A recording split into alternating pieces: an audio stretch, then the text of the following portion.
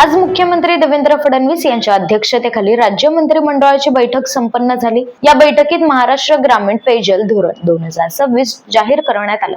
विविध योजनांचे एकत्रितकरण करून धोरण राबविण्यात येणार आहे। यामुळे स्वच्छ, निर्जंतुक व दर्जेदार पाणी पुरवठा व्हावा यासाठीचे नियोजन होणार।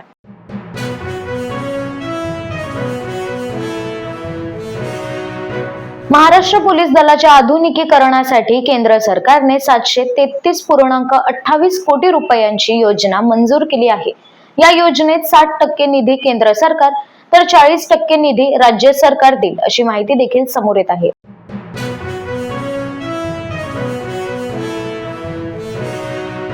केंद्र सरकारने देशभरातील औषध विक्रीच्या नियमांमध्ये महत्त्वपूर्ण सुधारणा करत लहान गावांमध्ये कफ सिरप विक्रीसाठी उपलब्ध असलेली विशेष सवलत रद्द केली आहे। केंद्रीय आरोग्य आणि कुटुंब कल्याण मंत्रालयाने औषधी नियम 1945 मध्ये सुधारणा करून हा नियम लागू केला आहे।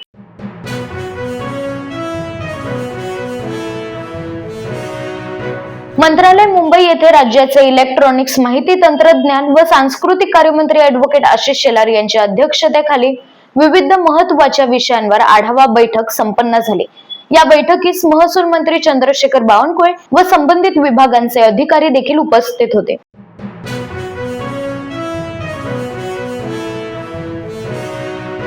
आनंदाची बातमी समोर येत आहे। श्री क्षेत्र पंढरपूर येथे श्री विठ्ठल रुक्मिणी दर्शनासाठी येणाऱ्या लाखो भाविकांना अधिक चांगल्या सुविधा उपलब्ध करून देण्यासाठी तसेच गोमाता पालन व संवर्धन केंद्रासाठी यमाई तलावालगतची 3 हेक्टर 12 आर शासकीय जमीन श्री विठ्ठल रुक्मिणी मंदिर समिती पंढरपूर यांना महसूल विभागाने मंजूर केली।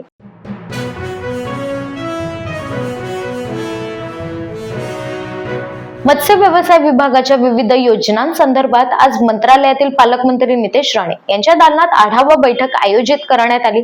या बैठकीत राज्यातील मत्स्य व्यवसाय क्षेत्राच्या विकासासाठी सुरू असलेल्या विविध प्रकल्पांचा आणि प्रस्तावांचा सविस्तर आढावा घेण्यात आला।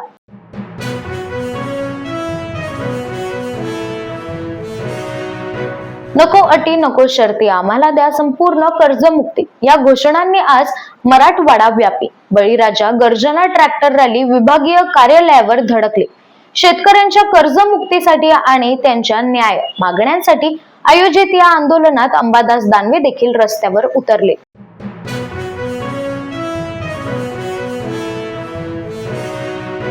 महायुती सरकारचा स्वच्छ आणि पारदर्शक कारभार आता इतका पारदर्शक झाला आहे की कमिशनचे आकडेही स्पष्ट दिसू लागले आहेत।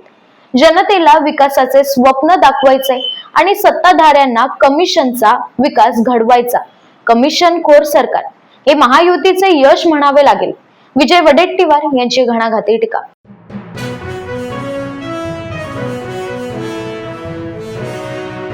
ही आहे आताची भ्रष्टाचाराची टक्केवारी। भ्रष्टाचाराची टक्केवारी वाढली, फक्त वसुलीचे ठिकाण बदलले। काय केले देवा भाऊंने? अंजली दबानिया यांचा सवाल।